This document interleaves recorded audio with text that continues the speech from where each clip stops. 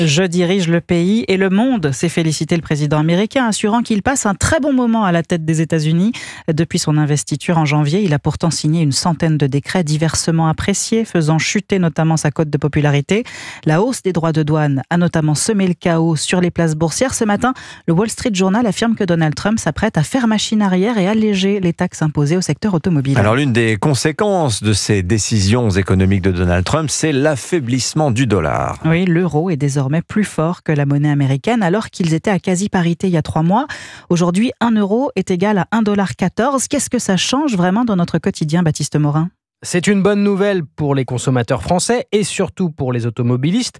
Si les prix des carburants reculent, c'est parce que la baisse de la demande tire le cours du baril vers le bas, mais c'est aussi la conséquence d'un euro fort face au dollar et cela peut aussi jouer sur d'autres produits, explique Christophe Blau, économiste à l'OFCE. Il y a l'effet direct, le prix du pétrole étant en dollars, on le paye un peu moins cher, donc ça c'est le prix à la pompe, et puis il y a effectivement une réduction un peu du coût lié au transport pour l'ensemble des biens. Ça peut être répercuté également sur les biens. Bonne nouvelle aussi pour le pouvoir d'achat des Européens qui voyagent en ce moment aux États-Unis. La même somme d'euros est échangée contre plus de dollars qu'il y a quelques mois.